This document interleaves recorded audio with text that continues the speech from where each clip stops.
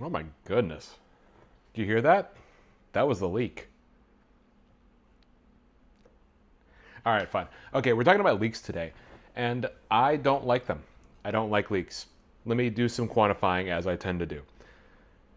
The thing is there are some leaks that I think are very cool and very fun to have. Things like how do studios actually run internally? Things like, hey, is Blizzard committing war crimes? Those are leaks that I think are fine to have.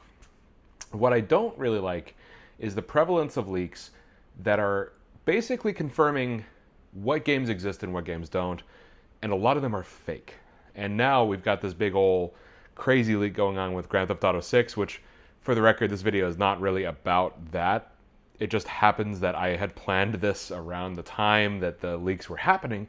So my only real take on the Rockstar leaks are that I'm sad for the developers. That sucks. I'm sorry. But also, if you hadn't made it seem like this game was going to be so life changing that you had to tune into the Netflix premiere, otherwise you were missing out, this probably wouldn't have been that impactful. Just show off a trailer like everybody else, because it's Grand Theft Auto. It does not look different. All this to say, I want to talk about leaks today, and I don't think that they're good, and I'm going to change your mind because you probably think that they are good because you like knowing what's coming, right? But here's the thing, I think there's a certain point where this is going to take a lot of the excitement and fun out of what we're used to in a bad way. So let's go ahead and break it down. Once again, I am only really talking about the leaks that confirm or deny certain projects in development or certain plans for projects. Things like, hey, so and so developer boss is a bad person and is really abusive to staff. It's helpful to know that. This other stuff, it's different. So there are three reasons why I do not agree with leaks happening so regularly. The first thing is just the prevalence of them. So not only now do we have mainstream leakers, think Nate the Hate, think Rebs Gaming, who are actively getting this insider information, getting it out there, and getting it so that this is pretty much every day. Every day there is some new leak. But now there's YouTube channels that cover these leaks. There's YouTube channels whose entire jobs are to cover these things. And I'm not clowning on them. I'm not saying that they're wrong for doing that. It's their job, whatever. But it is so prevalent that you can't escape it. And now it's starting to get to other YouTubers who don't normally cover that kind of stuff. So my example here is I wanted to avoid the 40th anniversary Zelda stuff. I wanted to avoid that all. I wanted to be pleasantly surprised when that was revealed. And one of my favorite content creators who is Shredded Otaku, it's tough, covered it. And nothing wrong with that, nothing against him. There's no problems with that whatsoever. I'm just saying I was not expecting to see that, so I ended up getting spoiled on this stuff when I really didn't want to.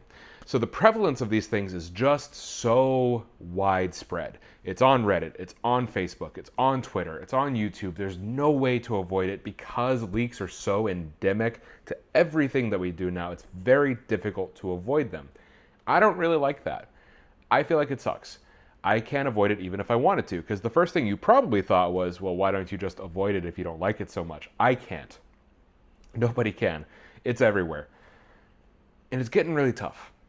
So not only is it everywhere, I think it's also just bad for the events. Gaming is built around a couple of events a year. Again, this is me showing my UNC status. You've seen the bald spot. You know I'm old. E3 and Summer Games Fest and the Game Awards were these big events that were really meant to showcase what was coming up. And there was so much excitement about them, and there was so much anticipation because we didn't know what was going to happen. We genuinely did not know. A really great example I have is E3 2009, where Nintendo came out swinging. They had Donkey Kong Country Returns, Metroid Other M, Kirby's Epic Yarn.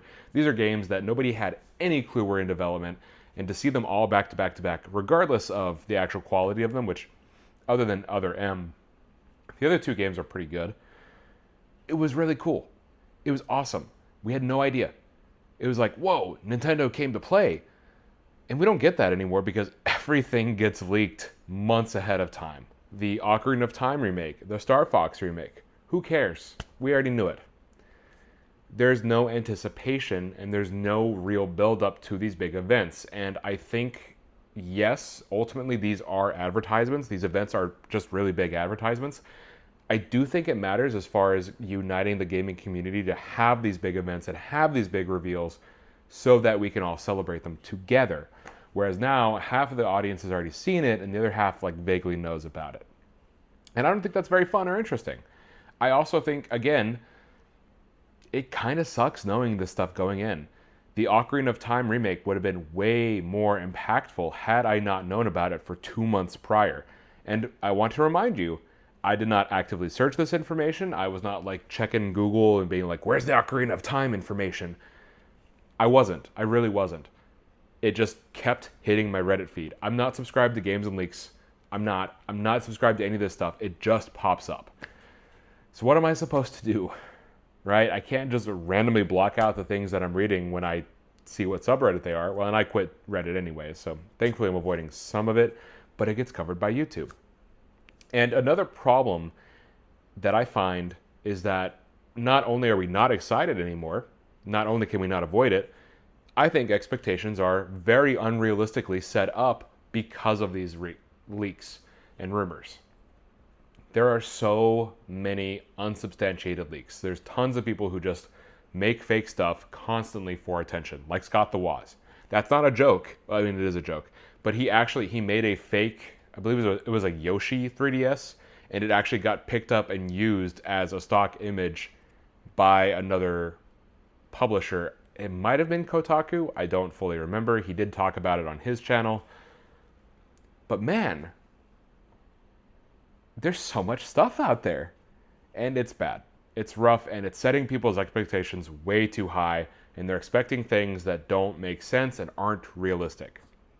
So not only are they mad because they're seeing stuff that they've already known for months and they're not seeing what they expect of it, Ocarina of Time once again being a great example where if we had not known that that remake was coming, it would have been incredible just getting that little snippet. And obviously that little snippet is very intentional. Nintendo says it's coming in 2026, which means they have the game pretty much ready. They're gonna show us when they're ready. It's gonna be a big thing. I'm sure that'll get leaked too. But people were mad because for 2 months we knew about it, so I guess they thought we'd see more. They were owed more. But now they're mad about stuff that isn't real, that isn't happening, stuff that's just fake. But because somebody said it somewhere and they don't know how to fact check because AI makes us all dumber, they just assume that that's supposed to be there. And so people got really, really upset at this Nintendo Direct that we got in the summer. They thought it was bad, and I was just sitting there like, am I crazy? I thought this was a really good one. We got a new Xenoblade. We got updates to the 3 Xenoblade games. Ocarina of Time remake. Digimon Story Time Stranger. Maybe that was a different one. I fully don't remember. That was 2 months ago. I can't do that. All this to say, I just don't think it's fair. I don't think it's right. We're holding these developers to really, really high standards. And remember, I'm not just a blanket fan of developers. I'm not like a friend of developers. If they do a bad job, then they should not have a job. This is my stance on Halo Studios. But the ones who do a good job, including Rockstar, don't really deserve to have their stuff just thrown out there like this. So the CyberLeak thing included, it kind of sucks, honestly. And I don't like that the advertisement is paywalled. I don't like that. I don't like that there's a lot of stuff that's happening that is kind of easy to see a mile away, but I would rather not know. I would rather things just be able to be a secret than to have them constantly thrown in my face. And I don't know the solution. I have to be honest with you. I don't know the solution because it feels like the solution would be, my call to action here would be to say, well, just don't engage with them. But that's unrealistic because I can't even not do it because it's everywhere. So what do we do? I really don't know. I can't say content creators stop covering it because this is people's jobs. It's their livelihood now. I can't say, okay, Nate the Hate, stop putting out leaks. That's his job. I don't know. I don't know, man. I am frustrated because I don't really want every single secret to be out there all the time. But what do you do? Really, honestly, what do you do? Tell me in the comments. What do you think? What's the answer? Is there no answer? Am I being crazy? Am I wrong? I don't know. This is day 25? Question mark. Let me double check my doc here. Good old doc here. I believe it's 25. It sure is. This is day 25 of 30 of my 30-day video challenge where I record and post a video every 30 days. We are in the home stretch, folks. We are 5 days away from finishing. I don't know what I'm going to do after. I don't. But I hope you'll stick with me through it. I hope you enjoy this video.